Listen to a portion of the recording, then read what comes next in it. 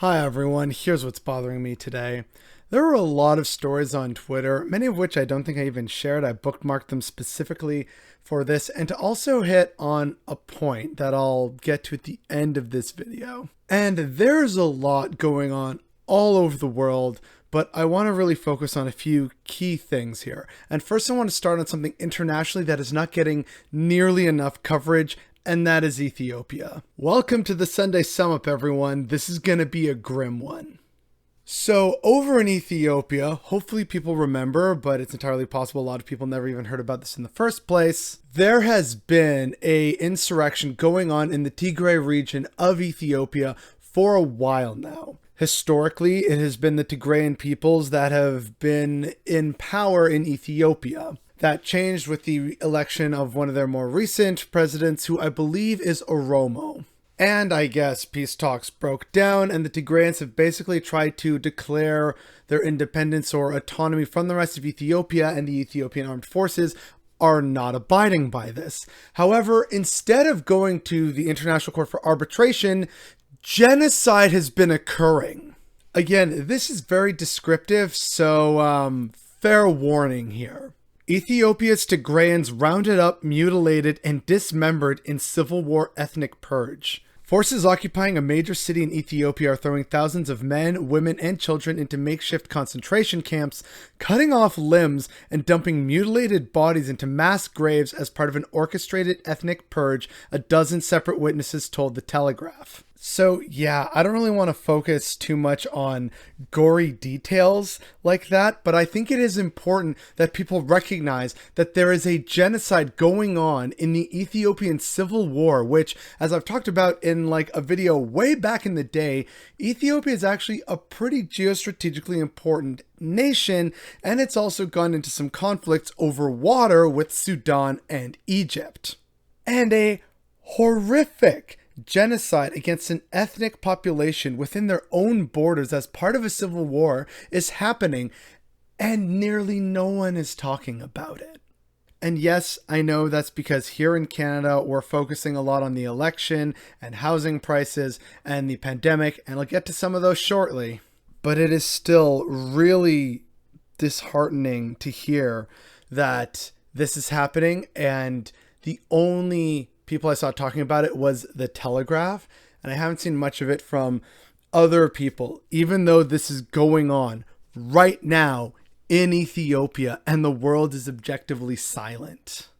And I fear that stuff like this is only going to become more common as we are just hit with a deluge of bad stories. You know, bad story after bad story, depressing story after depressing story, capitalist hellscape after capitalist hellscape. And as we've seen with the pandemic, which I'm going to get to shortly, it really feels like a lot of us have just become desensitized to stuff that should just not be normal, and it should be horrifying. It's so Kafkaesque in the truest sense of the word, and yet we're carrying on as if things are normal. So yeah, I will get to more of this a bit later when I try and wrap everything up. Now, again, I want to actually talk a bit more about the pandemic that is gripping a lot of the world, but again, keep it focused to home. So the stories are going to be from America and Canada. And so again, I want to talk about the asshole, selfish anti-vaxxers who are causing so many problems that they don't even see themselves causing, even though they are absolutely to blame. Here is a tweet from a man named Nathaniel Osborne. My 12-year-old had appendicitis. The ER was overwhelmed with unvaccinated COVID patients, and we had to wait 6+ hours. While waiting, his appendix ruptured and had to spend 5 days in hospital. Just got HMO bill of $5,000. So yeah, your decision to not vaccinate does affect others. Now, I know this and lots of sensible people know this, but unfortunately the anti-vaxxer crowd still does not know this, even though the evidence continues to build. But you know what? I'm not even surprised anymore that they aren't caring about this, because we all know why. Because they're a bunch of selfish assholes who can't see past their own noses, and they have no problem causing the suffering of others, because how dare they be inconvenienced and have to, you know, take a needle for the country when they also so proudly claim they take a bullet for that same country.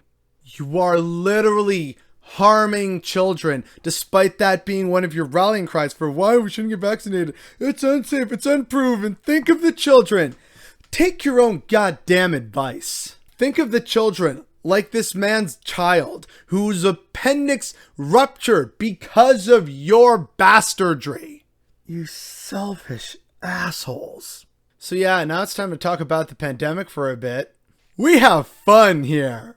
I recently talked about the problems in Alberta where Jason Kenney and the UCP have basically caused the collapse of Alberta's healthcare system because of their terrible beliefs and terrible policies. And so here's another story from Alberta that should really hit home for a lot of people. And if you're American, this is probably very familiar if you live in a red state.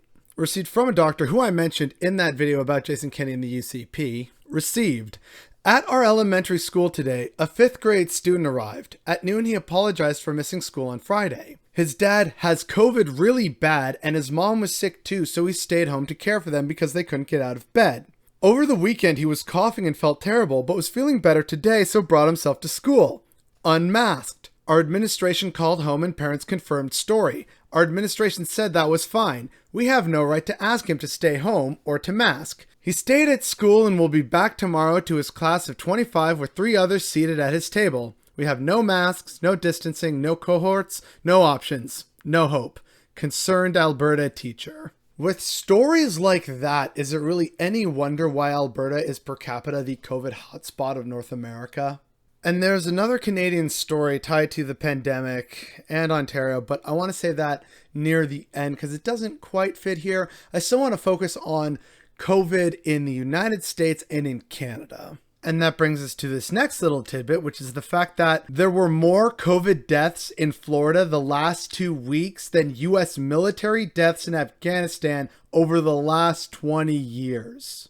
For all the talk of, and the 20th anniversary of 9/11 was yesterday, for all the talk of never forget and, so horrible, the loss of life, unquestionable, we need to do so much so that something like this never happens again. And so much death and destruction flowed in the wake of that resolution. And now, during a pandemic that has made thousands of 9/11 deaths at this point, is still being politicized by state and federal leaders in America and here in Canada. And the deaths of citizens are just being treated as a statistic rather than a tragedy. Joseph Stalin was right. And oh boy, I can't wait for people to take that clip out of context. The death of one is a tragedy. The death of a million is a statistic. Well, and again, in the Sunbelt of the United States, and a state that is in many ways near and dear to my heart because I have some friends who live there, it's time to talk about Texas once again. According to the Texas Tribune, more than 58,000 people have died of COVID-19 in Texas. More than 5,800 of those deaths occurred in the last month as the Delta variant raged across the state. I remind you that Texas is, like Florida, a state that has basically given up on trying to fight it and pretending like it doesn't exist. But think about it. Nearly 6,000 people in Texas have died in the last month. That is nearly 2 9/11s. And it's just being received as, whatever. That's the price we pay for freedom. It's surreal and it should be unconscionable, but apparently in American red states, it's not for some reason.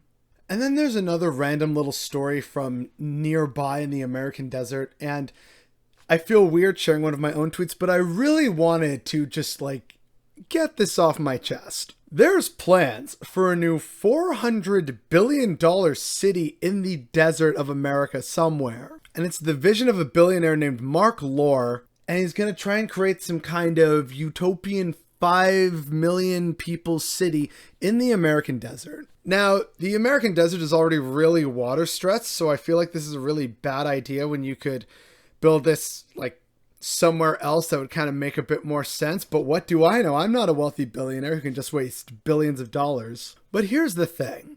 This is a $400 billion project, and some people are not even batting an eye. the beginning estimates for what it takes to, solve the climate crisis, the start of the eventual massive amount of like trillions is $300 billion.